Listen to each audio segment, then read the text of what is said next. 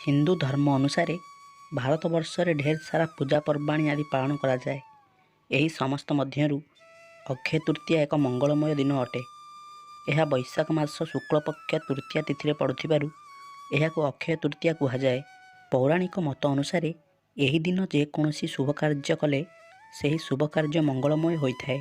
यह बहु प्राचीन समयर कथा, जेतेबेले एही पृथ्वी रे अनेक महान राजा और तेजस्वी मुनि ऋषि मानक द्वारा सुसज्जित हो रही और चतुर्दिगरे धर्म और सुखर निवास थिला।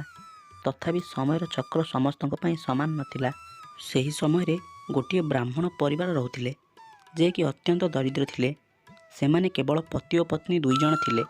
सेमानंक पाखरे ना धन थिला ना संतान सुख, किंतु ब्राह्मणर गोटे बोली सुख थिला तार पत्नी। तार पत्नी अत्यंत सुशील, सुंदर और प्रतिभा थिला। ब्राह्मण भिक्षावृत्ति करी जहाँ आणुथिला सेथिरे से संतुष्ट थिला एवं निज पतिंकर सेवा करुथिला। अनेक प्रयास सत्वे मध्य ब्राह्मण निज जीवन निर्वाह पई पर्याप्त धन एकत्र करि पारु नथिला। सेही समय मध्य से दुहे परम भगवान प्रति समर्पित थिले। दिने ब्राह्मणर पत्नी ब्राह्मण को कहिला, हे स्वामी, आपण एते प्रयास करुछंती, तथापि भी आमे आमर जीवन निर्वाह पई पर्याप्त धन एकत्र करि पारु नाहु। आम भाग्य रे संतान सुख मध्य नाही।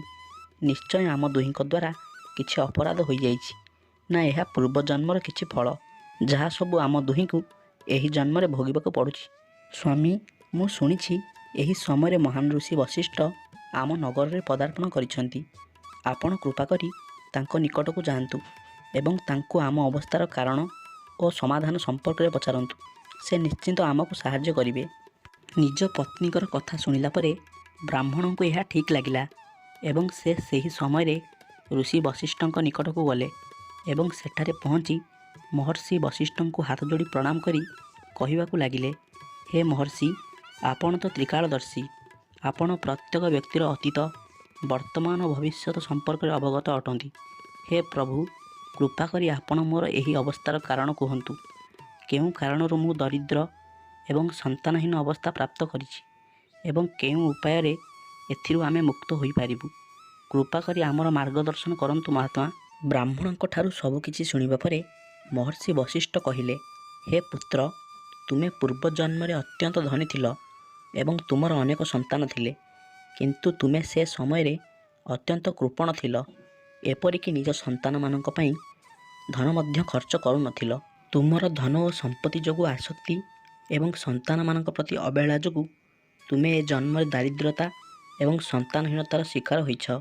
सेही समय रे किछि कारणवशतः तुमे बैशाख मासर शेष 5 दिन रे किछि व्रत और पूजापाठ करिथिबारु ए जन्म रे तुमे ब्राह्मण परिवार रे जन्म होइछ एवं सुशील, सुंदर और पतिव्रता पत्नी मध्य प्राप्त करिछ।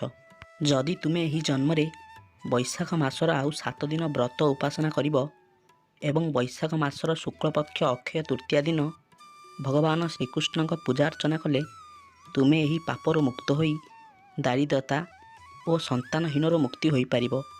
ब्राह्मण महर्षि ठारू सबकिछि शुणिबा परे महर्षि को प्रणाम करी विदाय नहीं घर को फेरिले।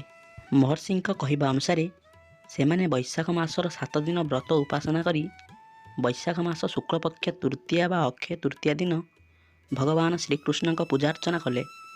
कालक्रमे सेमानंक दारिद्रता धीरे धीरे दूर होबार लागिला एवं सेमानंकर संतान मध्य प्राप्त हैला। सेमाने ईश्वर को प्रार्थना करी सुखरे जीवन अतिबाहित कले।